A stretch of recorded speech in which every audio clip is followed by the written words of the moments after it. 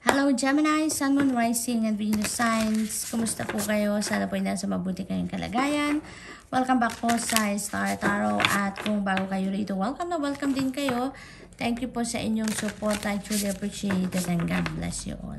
Tignan natin ang mga messages ninyo for November 4. Gemini, we have flow. And so this is an invitation for you to just be in the flow with life. Be in the flow with the, with agos ng buhay, kumbaga, no?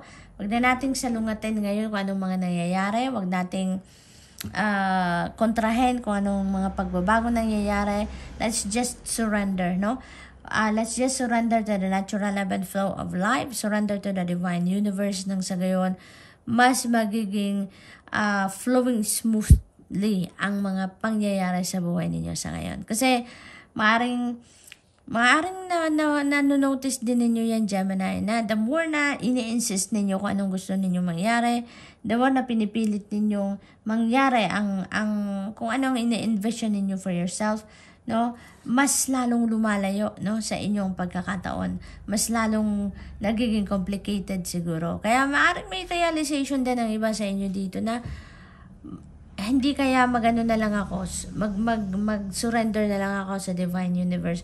I-offer ko na lang sa Panginoon ito, mga gusto kong gawin, mga pangarap ko, no? Yung ganon. So, maybe you are really going to do something about this, no? Na, ano nyo na lang to, i-surrender nyo na lang sa Panginoon. You're going to lift all up, no? You're going to lift up all your concerns na lang dito, or yung mga hopes and dreams ninyo sa divine. Maring ganon ang ganap dito. That's why you're going to be just going to be in the flow with life, no? Gemini. We have listening. Yan, napakaganda. Kasi maaring kaya ninyo magagawa ngayon na magde-decision kayong you're just going to be in the flow with life ngayon dahil siguro may mga intuitive messages kayo na nare-receive, may mga downloads na pinapadala sa inyo ng Divine Universe, and you're going to follow that. You're going to listen to that, no?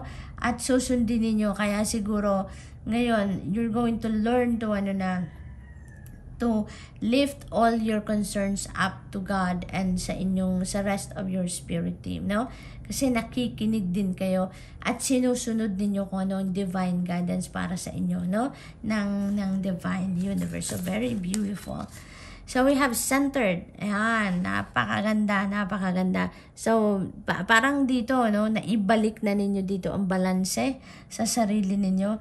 You are centered na ngayon. Muli, you are grounded and centered. Kaya siguro marirealize ninyo na you will be in the flow, or mas gusto na ninyo ngayon na you're just going to surrender to the natural ebb and flow of life.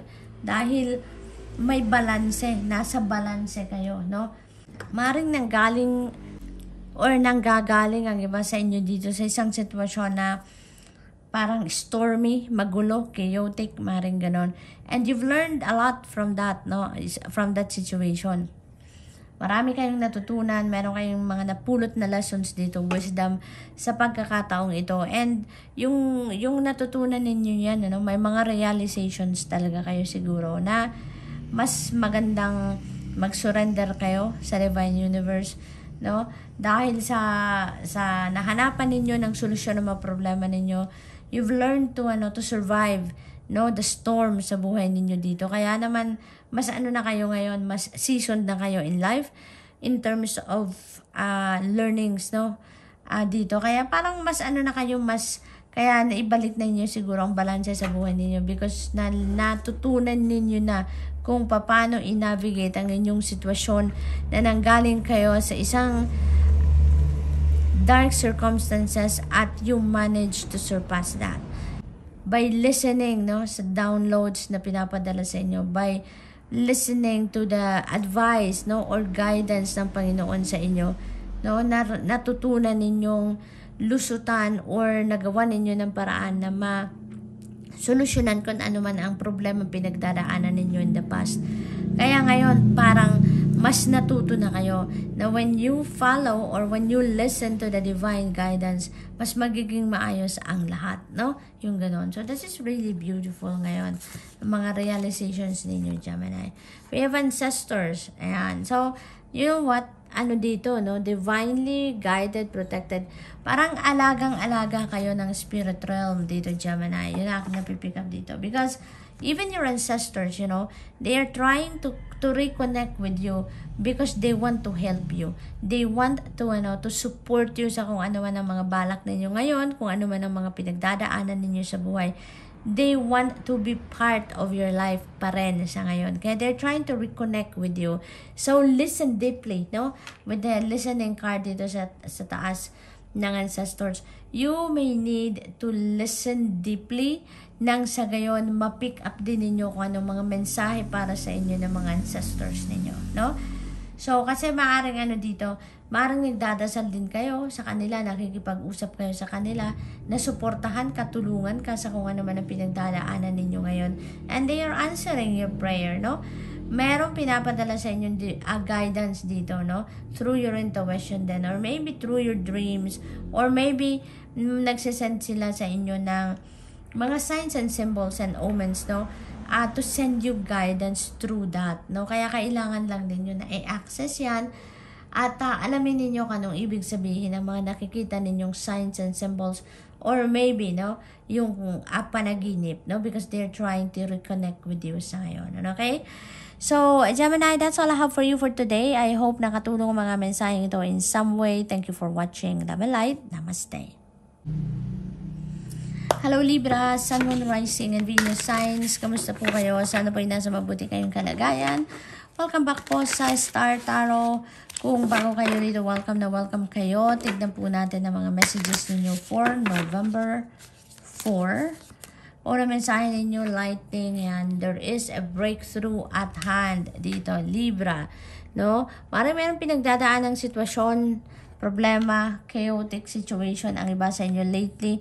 And you know what? There is breakthrough coming in. Magliliwanag na kung ano man ang dark circumstances na pinagdadaanan ng iba sa inyo dito, no? There's going to be a breakthrough coming in. Masusolusyonan nyo na yan. Malalampasan nyo na yan. Panahon na para i-claim ninyo ang inyong victory dito, no? Libra, so good luck. We have air. Ayan. So, kailangan lang muna ninyo dito magbuntong hininga. No? Hingang malalim, no? Kailangan ninyong mag-meditate dito ng kahit konti. Mag-prayer mode kayo, no? Maaring yun lang ang kailangan ninyo sa ngayon. Nang sa gayon, ma-release ninyo ang tension na nararamdaman, ma-release ninyo ang stress, no? So, yun ang napipick up ko dito. You just need to breathe, no? Take a breather, or kailangan ninyong literal na bumuntong hininga lang kayo nang sa gayon ma-release ang tension sa inyong katawan, Libra, no? Makakahinga na kayo ng maluwag dito, huwag kayong mag-alala, Libra.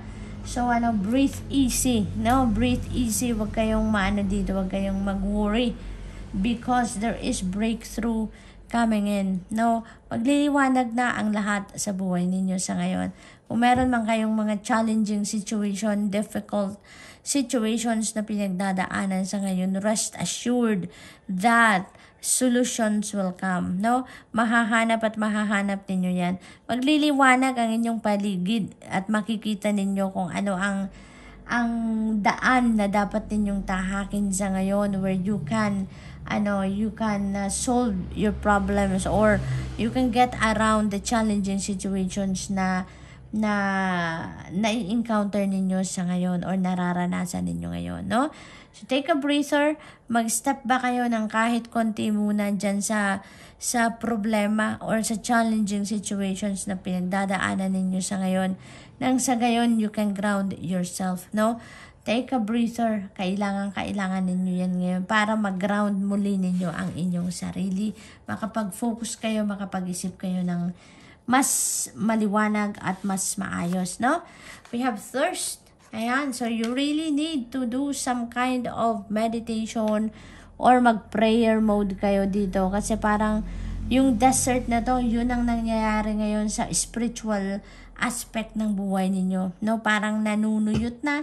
It's because siguro sa daming ginagawa ninyo, sa dami ninyong trabaho siguro or problema na iniisip, you don't even have the time na para makapagpahinga kayo at makapagmuni-muni, makapag-meditate man lang, makapag-prayer mode man lang. So, it feels like meron ditong at panawagan sa inyo, Libra, na mag-meditate kayo, mag-step back kayo ng kahit saglit lang dito sa kung anong pinagkakabisihan ninyo and give it to yourself, no? Na mag-reconnect kayo with yourself, reconnect with your higher consciousness, reconnect with your soul, and most importantly, mag-reconnect kayo sa divine universe, okay? Magdasal. Have a conversation, no, with God. We have balance, ayan. So, this is, calling for balance, no? Ibalik ninyo ang sarili ninyo sa balanse, ibalik ninyo ang sarili ninyo sa sentro ng sagayon. Mas magiging maayos ang lahat, mas makakapag-isip kayo ng maayos, makakapag-concentrate kayo, you can get rid of, negative energies sa sarili ninyo, no? Sa isip, sa puso ninyo, yung ganon. So, balance, no? Balance is being called for sa inyo sa ngayon, Libra. Okay? So, that's all I have for you for today. I hope nakatulong ang mga mensaheng ito in some way. Thank you for watching. Love and light. Namaste. Hello, Aquarius, Sun, Moon, Rising, and Venus signs. Kamusta po kayo? Sana po nasa mabuti kayong kalagayan. Welcome back po sa Star Tarot. Kung bago po kayo rito, welcome na welcome din kayo. Thank you po sa inyong support. I truly appreciate it and God bless you all. Tignan natin ang mga messages ninyo for November 4. For Aquarius, detachment. Ayan, parang gusto ninyo ditong mapag-isa. You want to go solo dito, no? Maring gano'n ang ganap. Ang napipick up ko din dito, Aquarius, maring gusto ninyo na magmuni-muni. Gusto ninyo makapag-step back kayo ng kahit saglit lang siguro sa crowd, no? Maring magulo magulo, maraming tao siguro kung nasaan kayo ngayon, no? Kaya gusto ninyo na mag-solo muna kayo. Gusto ninyo na mag-solitude kayo, no? Maring temporary lang din naman yan. Gusto niyo lang na makahinga, no? Kumbaga, maaari din, no, na kung sa kung sa negosyo to, sa trabaho, no?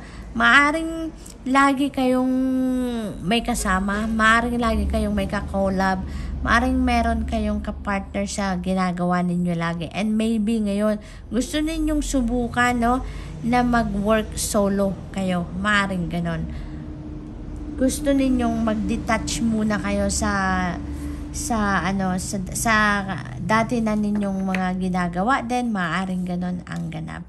So, what else for Aquarius? We have air. Yan. So, you know what? Parang feeling ko dito, ang iba sa inyo dito, parang feeling suffocated kayo, no? Parang nasusuffocate na talaga kayo sa inyong sitwasyon. Kaya, you need to take a breather. You need to take some time para mapag-isa kayo, no? To change the atmosphere, to change the, yung pakiramdam ninyo. Kasi parang napagod kayo dito, no? Na lagi kayong may kasama, lagi kayong may ka-partner sa mga ginagawa ninyo, maaaring ganon. So, you really need to take a breather ngayon para mabago naman ang inyong sitwasyon. No? Aquarius, maaaring ganon ang ganap dito for some of you. Maaari lang din, no? Aquarius, na gusto lang ninyong, kumbaga, makahinga ng maluwag, no? Maring ganon. So, talagang ang iba dito sa inyo, ang napipick up ko, you really want to detach yourself from someone or from something, no? At gusto ninyong mag-solo flight kayo dito. Ayaw na ninyo siguro na may kasama kayo sa ngayon. Parang napagod kayo sa ganong sitwasyon for so long. Siguro ganon ang situation ninyo, kaya ngayon gusto niyo nang subukan, no, na mag-navigate kayo ng buhay ninyo sa ngayon na all on your own, no? So, we also have community. Yan, napakaganda, honeybee. You know what, parang supported kayo dito ng inyong community, no? Not necessarily na community ito na yung komunidad talaga, no, sa ninyo, sa lugar, yung mga ganon. Maaring this is a community, this includes your pamilya, yung mga kaibigan ninyo, yung mga ganon. So, it feels like kung anong balak ninyo dito, maaaring you are getting the full support, no, ng pamilya ninyo, ng mga kaibigan ninyo. Maaaring ganon ang sitwasyon dito. Kaya, napakaganda lang din, diba? Nasuportado kayo ng lahat. Mahal kayo ng mga taong nasa paligid ninyo. Love is in the air, no? Minamahal kayo parang tawag dito, mahal kayo ng mga tao sa paligid ninyo, kaya they are supporting you all the way kung ano man ang mga balak ninyo sa buhay ninyo. Kung gusto ninyo mag-solo dito, parang suportado kayo, no problema, diba? No problemo, suportado kayo ng pamilya ninyo, suportado kayo ng mga mahal ninyo sa buhay, kaibigan, mga ganon, no? For others of you naman, this could be love talaga, no? This could be love, romantic love, maaaring ganon. Or maaari din na sa pagkakataong ito sa buhay ninyo, parang mapapatunayan ninyo dito kung gaano kayo kamahal ng mga taong nasa paligid ninyo, no? Maaring ganon dito ang sitwasyon. They're going to show you their love, their concern, their support sa inyo. Kaya full support, all out sila sa pagsuporta sa iyo, Aquarius. Yun napipick up ko dito. We also have number 33. This is a master number 33, Aquarius. So I suggest please look up for the meaning of master number 33 po for more guidance, okay?